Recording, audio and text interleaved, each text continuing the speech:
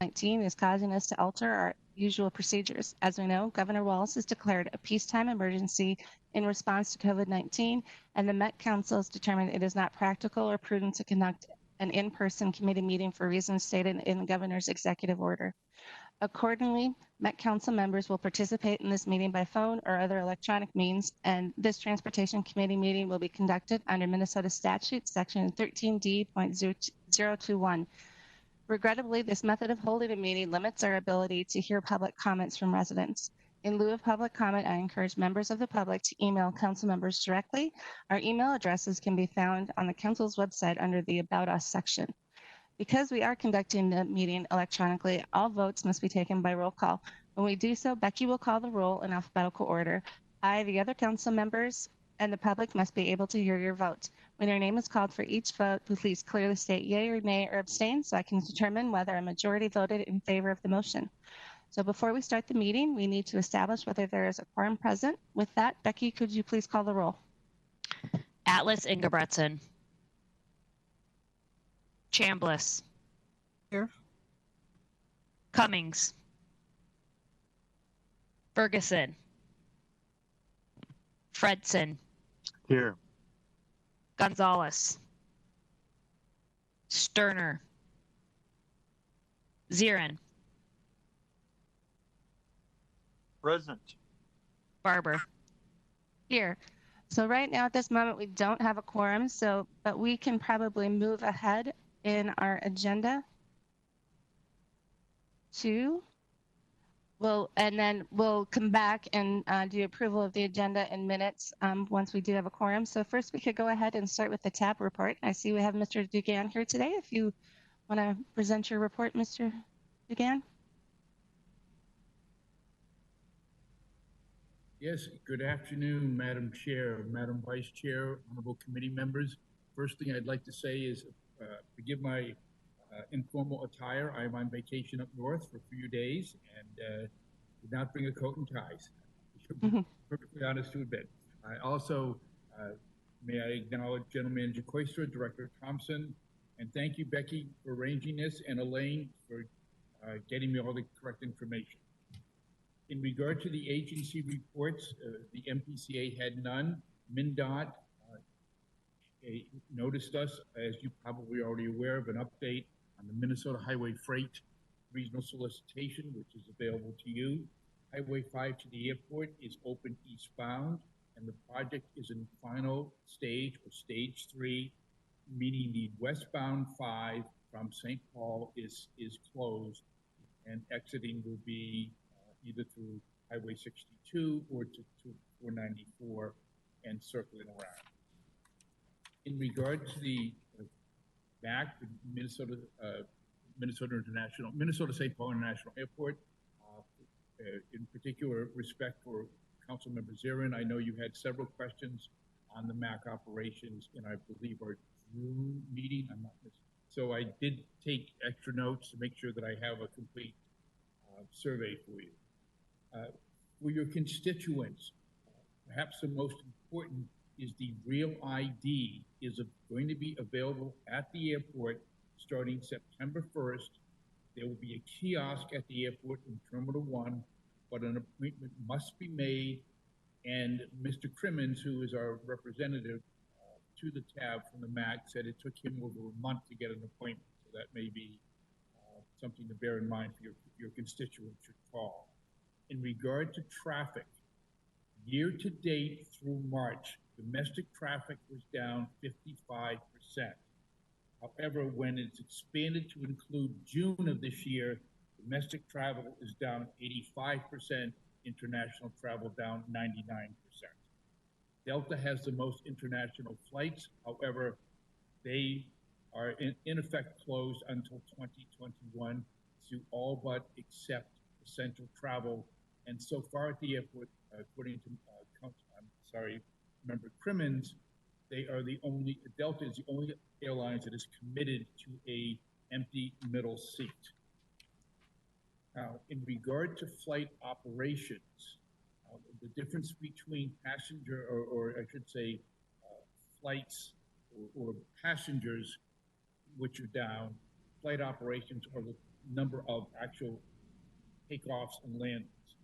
Through June, domestic is down 69%, and international is down 93%.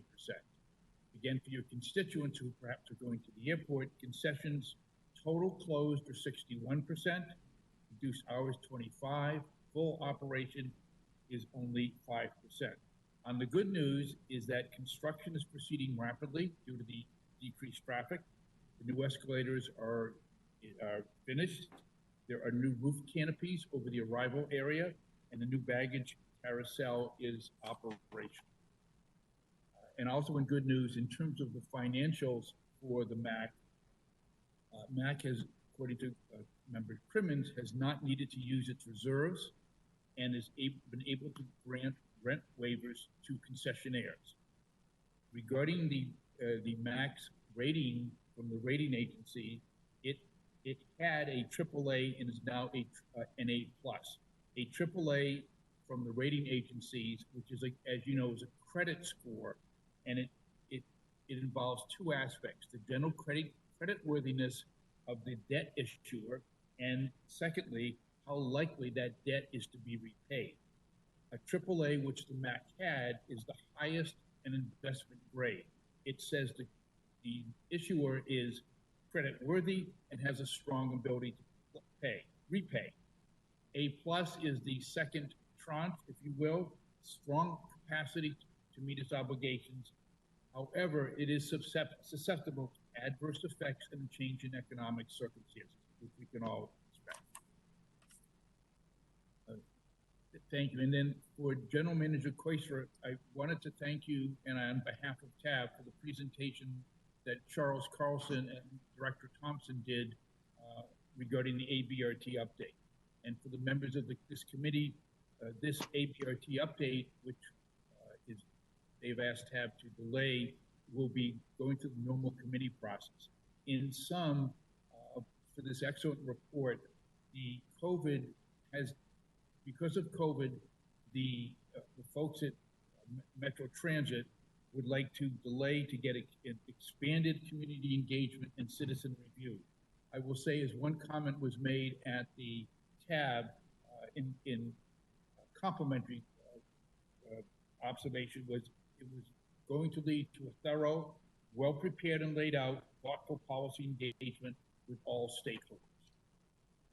And also, I do want to take another hats off to Metro Transit. I am in the Lake Street area quite a bit, and I am continually impressed how well run it is and how much courtesy is offered by the transit operators.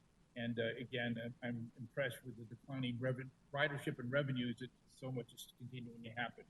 And lastly, on a business item, the Transportation Improvement Plan, which was a matter of business at the recent TAB meeting, and it will be coming to your committee on September 14th.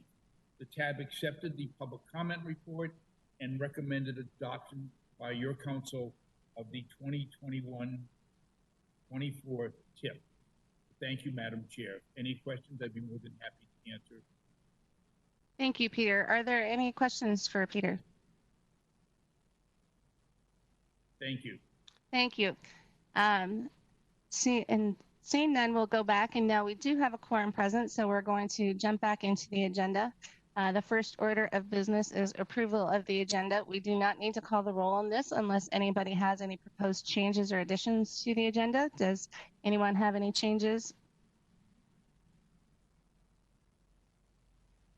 If not, the agenda is approved, and we're going to move on to approval of the minutes. And it's the minutes from the August 10th, 2020 meeting.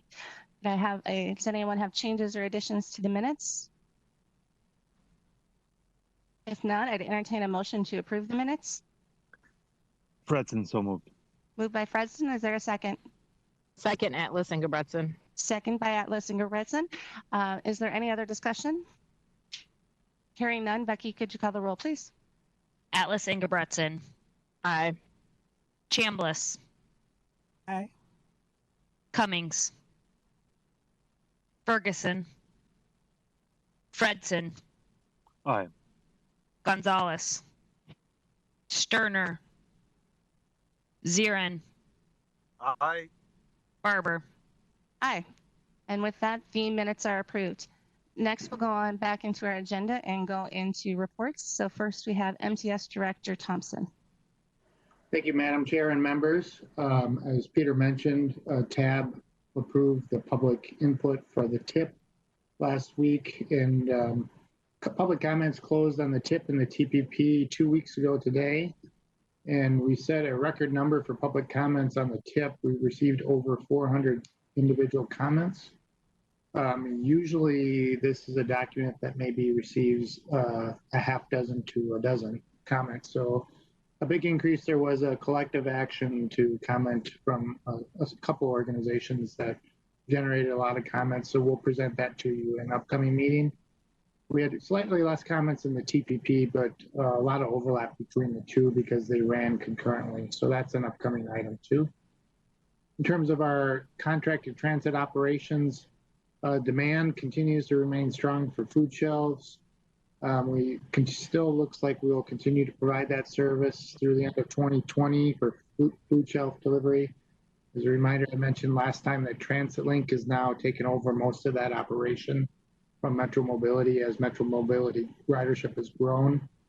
We do continue to watch food shelves, so we know that with the discontinuation of federal benefits and unemployment and other SNAP and other things that we're kind of watching, and we anticipate there might be an increase in demand from food shelves, unfortunately. But we have the capacity to meet that demand if it should arise. With the return of fare collection on our fixed route in early August, we also ended our free fares for essential workers on Transit Link and returned that to fare collection. There's been no issues with that. I think those that provided that benefit in May, June, and July were appreciative. So we've returned to regular fares on Transit Link. But we do continue to provide the essential health worker service on Metro Mobility. But we are evaluating if we should continue this when we go to a broader service changes in September on fixed route and increased hours and service. We'll see if we still need to continue the essential worker on Metro Mobility. But it is a well-used service and the demand remains strong. So we'll continue to monitor that and see if that service is still needed. Last week, we had one contracted worker test positive for COVID among our contracted employers, and it was a driver in this case. But contractors are reporting that they have no issue meeting staffing level needs or service demands. With that, Madam Chair, concludes my report. Happy to take any questions. Thank you, Director Thompson. Any questions from council members?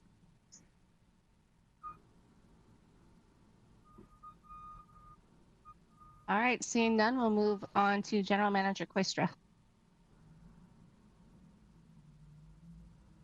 Thank you, Madam Chair and members. I'll give a brief report today. On Friday, we issued a media release regarding the quarterly service changes that will take effect on September 12th.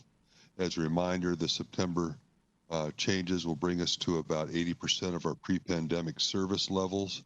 And that is, to be clear, that's not 80% of all types of service. That varies across service types. So for Bus Rapid Transit, we will be at 100% of pre-pandemic levels. Supporting local will be at 98%. Core local will be at 94%. LRT will be at 93%. North Star commuter will be at 33%, and commuter will be at 25%. This acknowledges where more service is needed to ensure social distancing, and even in the supporting local and core local, where I mentioned to be 98% and 94% respectively, there'll probably be more service of that on the streets as we monitor ridership and add trips that are not scheduled. So it's very different depending on where you are, and that's based upon demand, and it's based upon a need for social distancing, and we're trying to balance all those as we go through. I know that our ridership, we've moved to front door boarding, as you recall, and my understanding is that continues to go smoothly. Our ridership for the week of August 10th is that the total system is down 67%. buses down 63%, but I don't have the figures in front of me, but it varies widely by type of route. The core local and the local routes being down near 50%, where the commuter routes are down probably in the neighborhood of 95%. To give you an example, the differences. Light rail, blue line is down 77%. Light rail green line is down 90%, is down 70% rather, and North Star is down 97%. I know that some of you have been getting calls about concerns about drivers and other customers not wearing masks. We've done a review of driver compliance on wearing masks. Our operations staff, our street operations staff sampled over 1,500 operators, and we found that there were less than 2% in clear violation of our mask requirement, and we defined that as neither wearing a mask nor having their barrier up. So less than 2% of 1,500 operators. So we feel like that's pretty good compliance. We'll continue to emphasize the importance of either wearing a mask or having your barriers up if you're unable to wear a mask. But we were feeling pretty good about the results of that survey that we did, or that review that we did over a 2-week period of time. We're also in the process of doing a similar review of passengers' rates of compliance with the face covering requirement. I don't have that information in yet, but we're reviewing video and using other means to sample passenger requirements as well. So with that, that's my report today, Chair Barber, and if there are any questions, I'm available to answer them. Thank you, General Manager. Are there any questions from council members? Councilmember Chambliss. Thank you, Chair. I just was curious, now that there's the governor mandated wearing masks, are we finding most of our passengers already have masks? Chair Barber and Councilmember Chambliss, we have actually handed out over, I think it's been well over 50,000 masks, and it's probably more than that. I haven't got the most recent figure because I understand we had another 30,000 to hand out. And so the governor has said, and public safety has said, in terms of monitoring the mask mandate, that they want us to emphasize education and make sure people had masks available. So that's how we're approaching it. There's not a heavy-handed enforcement across the board, because that's been our instructions, and I think we've done a pretty good job at handing out masks and pretty good job of education, and I know that's the approach that our Metro Transit Police are taking, and that's of course the approach that we're taking with our operators, who we don't want in the business of enforcement anyway. So I'll get you a more recent figure when I can about masks, handing out masks, but it was 50,000 last time, and I knew we had another 20 or 30 to hand out in the coming weeks. So I just don't know where we're at exactly today. Great, thank you. I appreciate that update. It's really good that we've been able to not only hand out masks, but also educate people. Can you update us on what type of education we've been providing and how that's delivered? Madam Chair and Councilmember Chambliss, I don't have the specifics. My understanding is it's more or less reminders, and it's a reminder with a handout of a mask often. And so, I think it's reminding people that the governor's mandate is to wear masks, and the importance of that with respect to not only the protection of themselves, but to the protection of other people who ride transit. Understanding that it's a shared responsibility has always been our emphasis on this, but that's the approach that the last time I checked in that we're taking, and I feel pretty good that we're doing a good job with that. I haven't heard of any complaints about our enforcement technique or our approaches to that, and I've heard lots of compliments about the positive presence of Metro Transit Police and others on the buses and rail systems with respect to how they're interacting with our riders, and of course the mass distribution efforts that we're making. Awesome, thank you. All right, any additional questions from council members?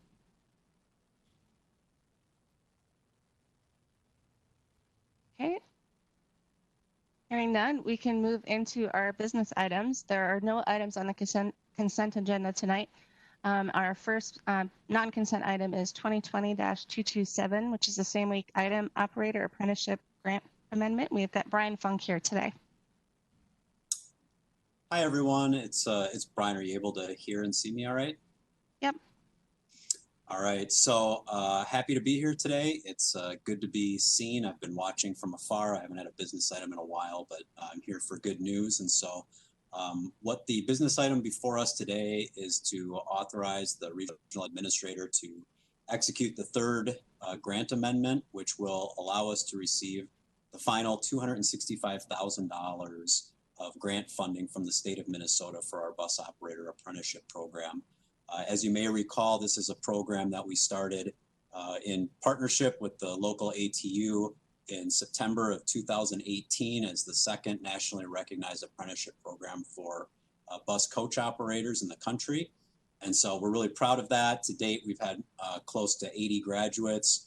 We still have about 115 active operators who are completing their first year in this program. The components include coaching with a mentor, a veteran operator who's been selected by both management, the union. We know that this is somebody who's been able to develop the skills necessary to be a successful employee. And so they're partnered up for ride-alongs, small group meetings, informal contact. And we've really started to see a great benefit in that networking. It's also paid dividends, especially during the pandemic here. With the isolation that everybody's feeling, it's not as easy to just make those social connections. And so these formal programs have really paid off over the last several months. And so, again, we're seeking approval to get the regional administrator authorization to accept the final $265,000 for this grant, which will bring our grand total to $1,265,000. Councilmember Zarin. Thank you, Chair. I'll start with a little bit of a statement, then I have a series of questions I'd like to. I think I understand where the program is and where it's going, but I have a series of questions on a fire at you, Mr. Funk. I think you can handle it. All right. I'm ready. And Madam Chair, if you could indulge me in being able to Go ahead. do one after another, I'd appreciate that. Now, this is a state registered apprenticeship program, a Minnesota state registered apprenticeship program. How are the certificates of completion? Who decides that somebody is finished the program? Is that done by the state, or is that done by Metro Transit or by the union? Madam Chair and Councilmember Zarin, so that is something where we are keeping track of the milestone achievements that each apprentice is reaching. And so we do have those quarterly required ride-alongs and group meetings to ensure that they're completing those required aspects of the program.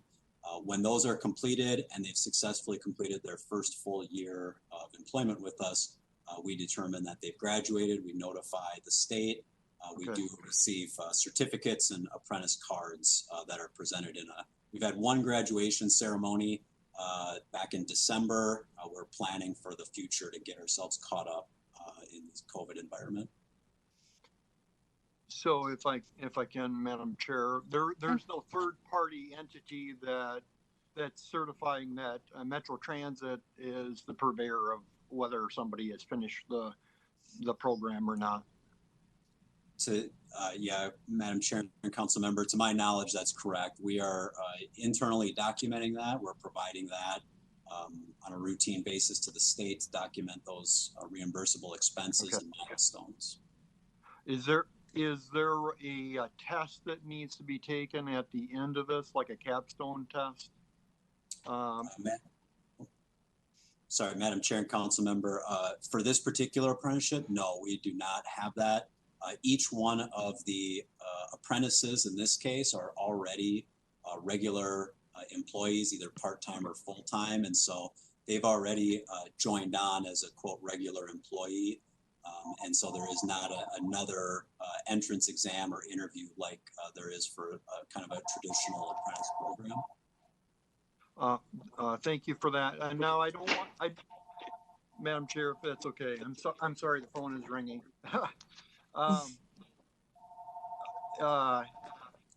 Focus here, focus. The question I have then is,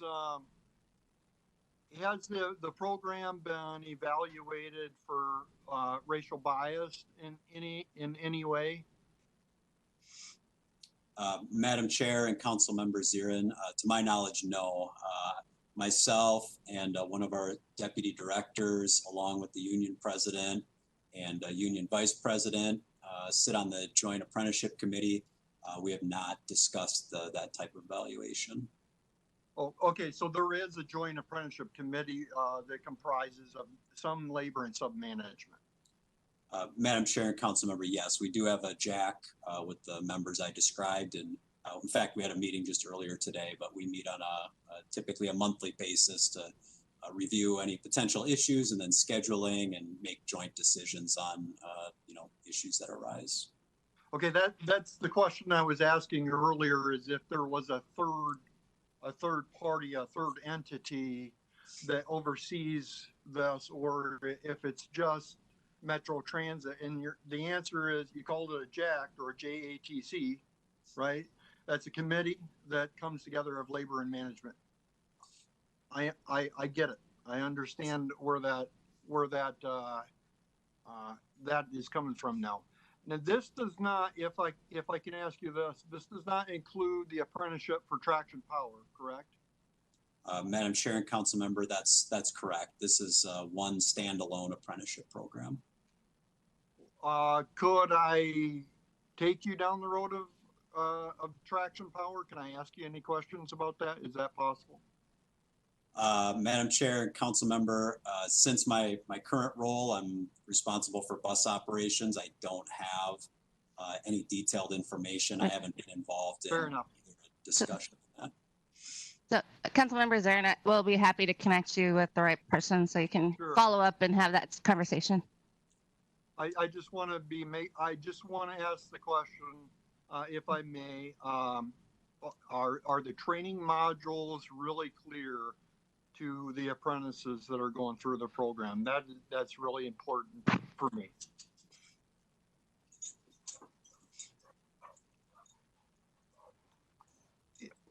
What I'm asking is it very clear, Mr. Funk, that the training modules and the steps that the apprentices that have to go through, are they very clear and aware of what they need to do for their steps, for their modules? Madam Chair and Council Member, to my knowledge, yes, that has not been a source of issue between the Joint Apprenticeship Committee. We have a coordinator whose full regular time job is actually as a bus operator, who's doing, frankly, the primary heavy lifting on this. And he meets with each of the apprentice groups and then has small group discussions, and they have a really nice program laid out to inform everybody and keep them abreast of what to expect. So I have not heard that that's an issue. Thank you, Mr. Funk. Thank you, Chair Barber. Yep, thank you, Council Member. Are there additional questions from Council Members? Council Member Fredson. Thank you, Chair, and thank you, Brian. I just want to say thank you to your team. I was at the graduation ceremony. I think this is one of the great things that the Met Council is doing, and so just appreciate your leadership on it and the entire team that's been working on this for several years. And I just think it's making a huge difference in terms of connecting people to full-time employment, providing a important service to the Metro, and it's just like a win-win-win. So thank you.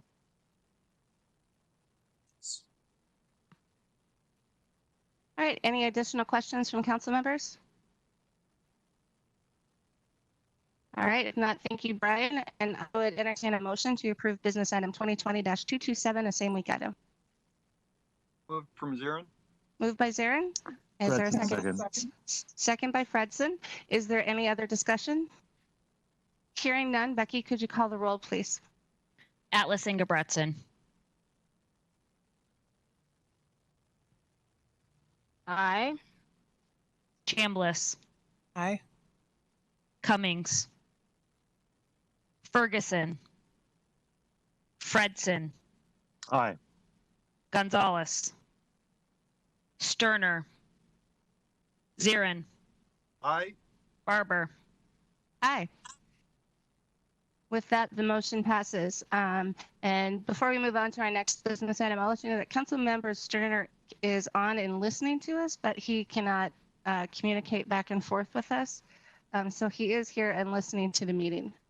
With that, we'll move on to business item number 2020-228, which is also a same week item. It's authority to execute the Southwest LRT full funding grant agreement if awarded by FTA. We have Jim Alexander here today. All right, thank you, Madam Chair. Jim Alexander, Project Director for Southwest LRT. I think, Greg, you're going to put up a PowerPoint, put a little PowerPoint here for you to talk about the FFGA. We are looking for the council to authorize the chair and the regional administrator to execute this agreement with FTA when FTA is ready to do so. So I have some background on it. You can advance the slide there, Greg. The next one there would be good. Okay, so reviewed this with you several times in the past, but we'll go through it here officially. It's the Green Line Extension Southwest LRT, looking to open in 2023, 14.5 miles all told, and 16 stations part of the project. And we're well under construction. As if you've been out in the western area of the metro, advance the slide there, Greg. And you know, before I go on, I want to just acknowledge our project partners. Very important in this endeavor. Can't do it a solo act here. So Hennepin County and Hennepin County Regional Rail Authority play a very strong role in this whole effort of getting this project delivered. We also work very closely with the cities of Eden Prairie, Minnetonka, Hopkins, St. Louis Park, and Minneapolis. And of course, the MnDOT is there as well. We travel across a number of their highways and underneath them. We have two park board districts, Three Rivers and Minneapolis Park Board, and 4 watershed districts you see there. So next slide, please. So I'll talk about the budget, and this how it relates to the FFGA that you see that in red, FTA 928.8 million, around 46% of the overall budget we have for $2 billion for this project. And you can see the other components that make up that pie chart. All told, a little over $1 billion for local funds committed, and they've all been committed on this project. Next slide, please. So schedule, you can advance the next slide there, Greg. So schedule, maybe I've shown this in the past. We are currently under construction, and you see these LONPs, those are letter no prejudice. We're currently working under LONP number 4 authority from FTA. You may recall that we need to have that in place to be eligible to have the cost share once the FFGA gets signed. So here we are in 2020, and we're looking forward to getting that FFGA done. And you can see the schedule for the vehicles, and we have fare collection coming later on, and integration testing will follow, and revenue operations. One thing I wanted to point out on the schedule here for revenue operations, we are essentially slated for 2023, as I mentioned earlier, but the FTA requires that we carry some schedule contingency. So the FFGA document essentially allows revenue service up to that December date of 2024.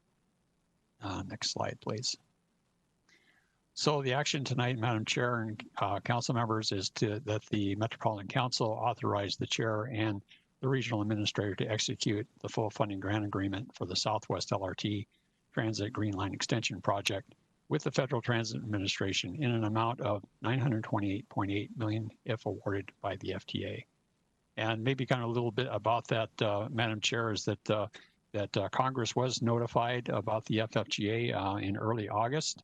And so there's a 30-day notification period, if you will, that sits at the Hill for that time span if there are any questions on the document agreement itself. With that, I'll be glad to take any questions.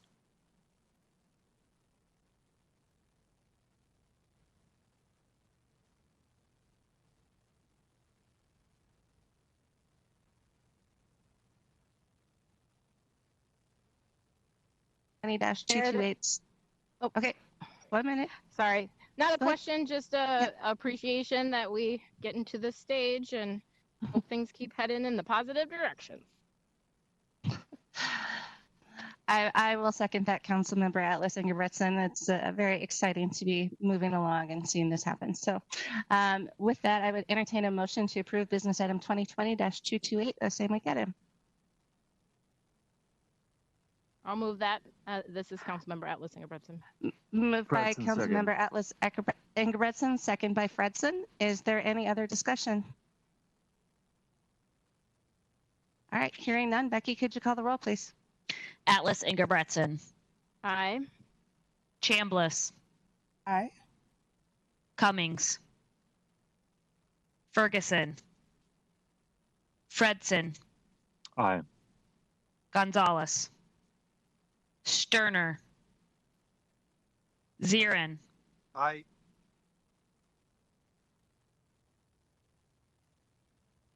Zirin. Sorry if you didn't hear me. I said aye. Perfect. Barber. Aye. And with that, the motion carries. Thank you very much, Jim. Thank you. And both of these items are same week items, so they will move non-consent to the full council. So next we're on to our information item. Elaine had been on the line with us, but she lost her connection. So Nick Thompson is going to talk with us about the scoring for the regional solicitation. Thank you, Madam Chair. Can you hear me okay? Yes, we can. Okay. So pinch hitting here for Elaine. She was just going to give a brief update on the scoring summary and what's happened with regional solicitation. As of last week, we've completed all the scoring of all the applications. And I want to start off by extending a thank you to all the scorers that helped with this effort. 72 different people from, in the info item, you see a list, but we have 72 people from other agencies that volunteer their time during work to go through the scoring. And it's a lot of work that we ask of them. And so we definitely want to acknowledge their assistance in this. It's very important, number one, to use their expertise, but also it really shows that the applications it's really a regional approach to how it's scored, and that it helps build support for the outcomes of the scoring. So we're extending our thanks to all those that have participated. Many of them have spent several cycles of participating in the scoring, and some were new this year. So what we do is we sent out the draft scores to all the applicants last week, and scorers have opportunity to appeal their scoring up until August 31st. And we usually get a few appeals each year where they seek clarification, and then the scorers that provided the scores are the ones that help with determining if the appeal is valid. And that'll happen in early September to keep moving this forward. In summary, this year, a year where we got way more applications than there is federal money. Total dollar value requested was $462 million federal funding, to be matched by $347 million local dollars. So over $800 million in transportation projects were applied for this time. We generally have about $200 million, or even a little bit less this year, to fund that. So less than half of the federal funding requested will be able to be awarded this time.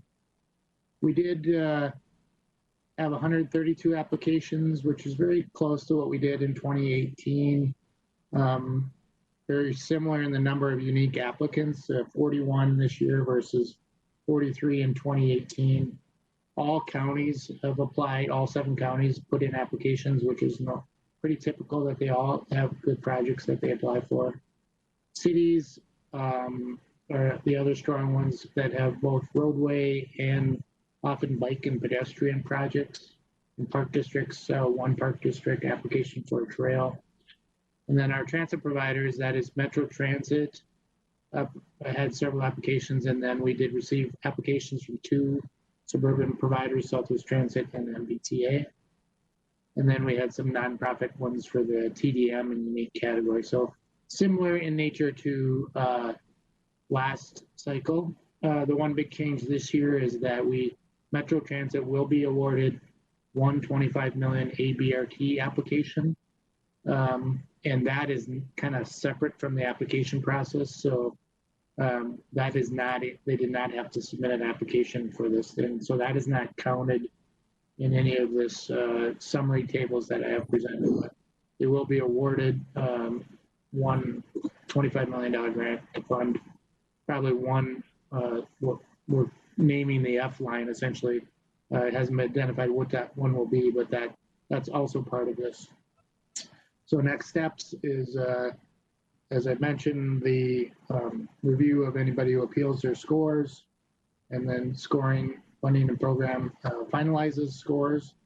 And then we take on the task of kind of creating scenarios up, because we do have to cut down the list.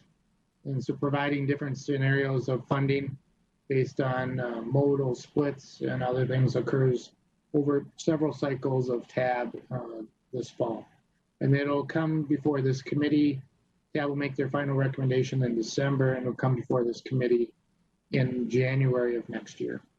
And we should be on that schedule, no problems meeting that schedule, which is what we committed to last year. Though the arterial BRT line funding will be a little bit later, and we'll cover that at a future meeting, but we're adding some extra time into the arterial BRT so that they can have proper public input this fall for selecting the best ABRT for that $25 million. So with that, Madam Chair, that completes my summary. Happy to take any questions on this. Madam Chair, Thank you, Nick. this is Lane because I'm back again, and I'm lost internet connection, and it's back on. I can take any questions also. Very good. So any questions from council members? Councilmember Fredson. Thank you, Nick, for the report. Thank you, Chair. Thank you, Nick, for the report. Can you say more about what this means for the effect on the funding for the B line? So, Madam Chair, council member, so the B line did receive some funding last cycle. And should the bonding bill pass, I think the B line would be considered fully funded under that. There is, it is anticipated that that $25 million set aside for ABRT would not be assigned to the B line or the D line, though it's that is a scenario that's possible if the state bonding bill does not pass this fall. But TAB's intent was maybe to set it aside for a new line that hasn't been identified yet. And so, but I think if the bonding bill doesn't pass, that's probably a scenario that could be considered. This money is available 4 years from now, which is another issue that, you know, I think the B line could be ready sooner than that if it got funded. So there was an application, I could add, one of the applications in here was for downtown stations in St. Paul that were tied to Gold Line, B line, and would be used by B line and other services that are downtown. So that's a possibility that piece of the that overlaps between Gold Line and B line could be a scenario that is funded, a project that is funded in this cycle. Thank you. Okay. And just a comment to follow up on some of Nick's comments about the discussions at TAB about how we're going through and prioritizing the ABRT lines. I was really happy with the discussion at TAB. They're still very committed to dedicating the $25 million towards an ABRT line, but they were very understanding of the fact that we wanted to have some additional time to make sure we were doing the right community engagement and outreach, which clearly is a little more challenging these days. So it was, I was very happy to hear their reception of all that. All right, any other additional questions, comments?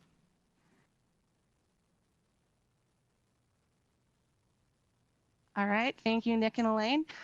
Before we adjourn, I see Councilmember Sterner has been able to join us. He had conveyed to me during the meeting his votes, but now that he's here, I'd like him to confirm how he voted on our two business items tonight. Thank you, Chair. I voted aye on both of those items in that then, so thank you so much. Very good. Thank you, Councilmember Sterner. That is the end of our business for the evening. If there isn't anything else to discuss, we can actually be adjourned if there's no objections. All right, we are adjourned. Go enjoy